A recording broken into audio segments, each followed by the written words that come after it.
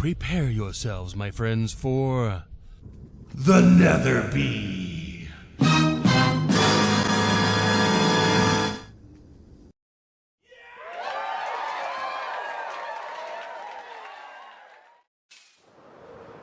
Hello there, and welcome back to the server.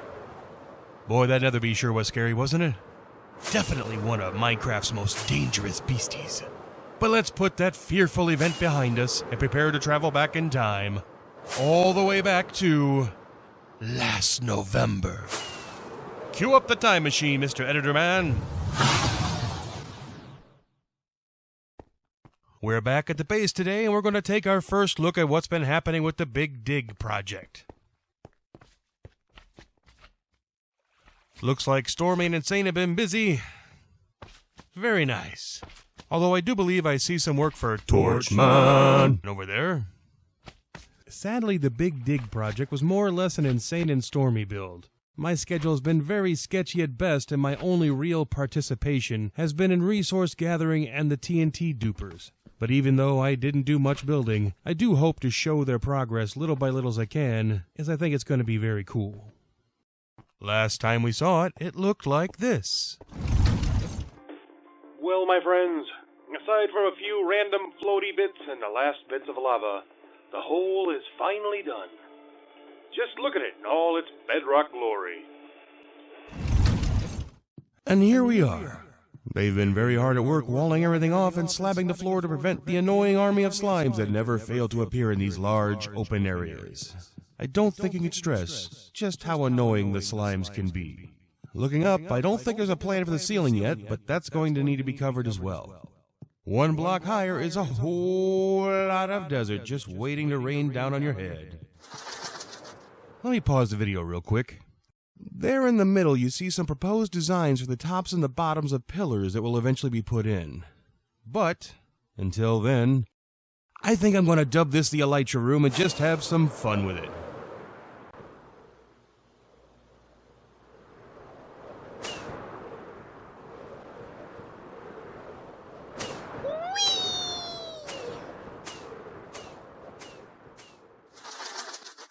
And we're back. Oh, hello, Mr. Nutter. Looks like they've been putting in a ton of work on the ceiling. Just imagine how many stacks of scaffolding had to be made to do this. It's insane. Looks like all the pillars are in now, and everything that was stone brick has been redone with black stone variants. That must have been a lot of extra work to replace, but definitely worth it. And here it is without the scaffolding. The ceiling looks a whole lot better now. Some lava has been added to the pillars as they experiment with ways to have light in this room, while also keeping it to a minimum. It's meant to be a dark room, not lit up. All right, ladies and gentlemen, here it is in its final form. You may have noticed that the stairs have been finished, and even the ravine has been slabbed over so that we can have dark mood lighting and yet no mobs. Torchman would be proud. Mr. Skellyrocker, a.k.a. Monsieur Morman, was nice enough to hire a band and have them play Hall of the Mountain King for us as we walk down the stairs. Feel kind of sad for them, having to live their lives out in the walls like that, though. And here we are in the Big Dig itself, affectionately dubbed Moria for obvious reasons. The floors and walls are done, and I think it's a nice effect to see the pillars fade off into darkness like that. Very cool. Insane and Stormy definitely did a great job with this. Down here at the end, we seem to have what looks like a door.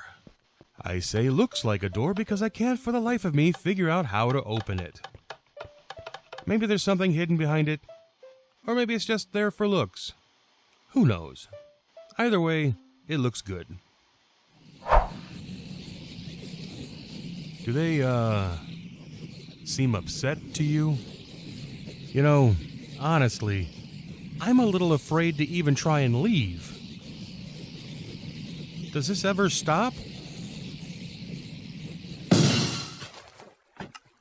So today we find ourselves back at Flower Farm number 1 for 2 reasons. One, it was kind of a boxy slap some paint on it and move on build, and I want to fix that. And number 2, I want to try out Tangotech's sugarcane farm design, link in the description, and see just how large it would have to be to make this farm self-sustainable. I really don't think I can reach self-sustainability, but hey, let's try it and find out. Okay, so I've torn the roof off, and now we're going to build the sugarcane farm right on top. And it's going to go up and up and up. How far up? You know, I honestly don't know. When I start seeing noticeable lag, that's when I'll stop. So I've done the groundwork for the first layer of the farm. The diorite in the center is actually waterlogged slabs, and will be the water sources for the sugarcane that will be placed on the dirt blocks on either side. Here I'm placing the blocks the kachunkers will rest on in the first layer. The length and width of the sugarcane farm will be determined by the size of the flower farm below, so we only have room for 4 banks of kachunkers in each layer. Each row will have 13 kachunkers. There's room for 4 rows per layer, so each layer will have 52. That's a lot of kachunkers.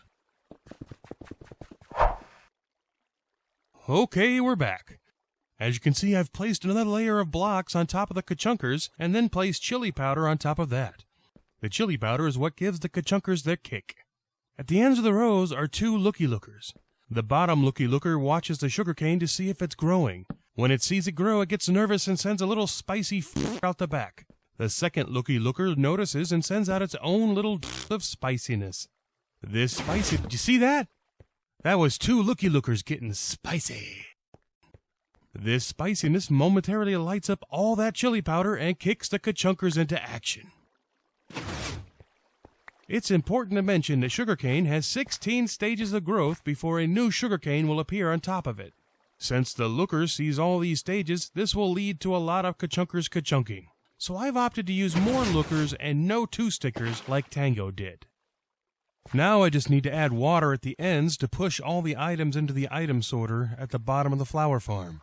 The glass panes in the center serve 2 purposes for this farm. When the sugarcane breaks, most of it will be knocked into the glass and then fall directly into the water. And 2, the glass will also hold up the water for the next level up, allowing the whole farm to be very compact in size. So there's one layer complete. Now on to the next. I've placed a whole new layer of dirt and am just finishing up filling the area above the glass panes with water sources. Then we place temporary slabs in those water sources.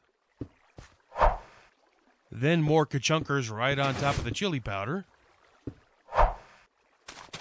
Place the sugarcane.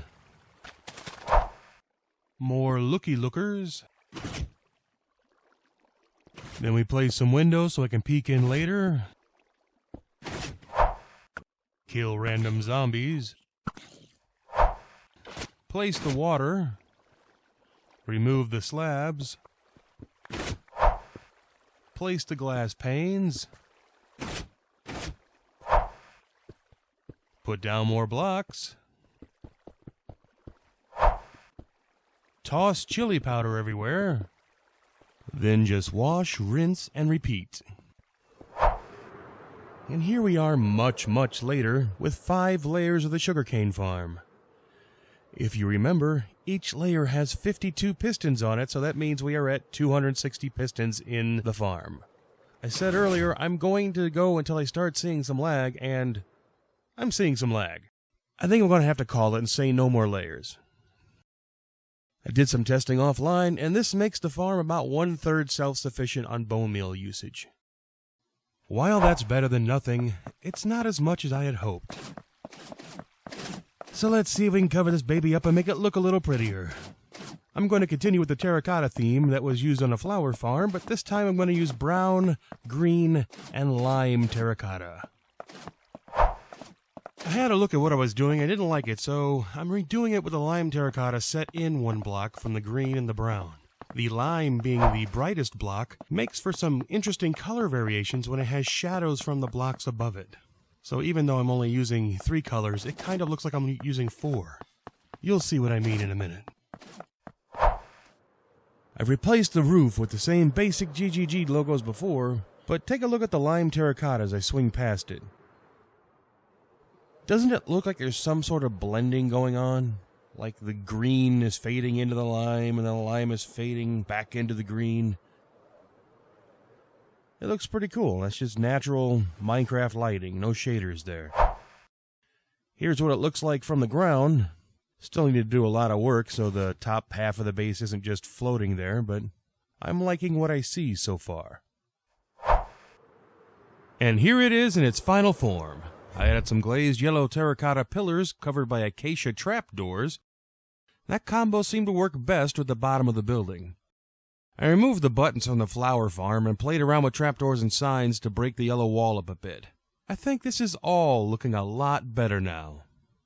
Let me know if you agree. Well, that's all I have time for today. I hope you enjoyed what you saw. Next up is the project I've been thinking about for years and just never figured out how to do. Be sure to stop in and see if I actually figured it out. Until then, always remember to try and have fun. See ya. I apologize to my viewers for resorting to fart jokes in the video, but I just couldn't stop giggling. So, do you think the one in the squid head is the leader, or are the husks hazing him before letting him in their dance troupe? Let me know what you think is going on here.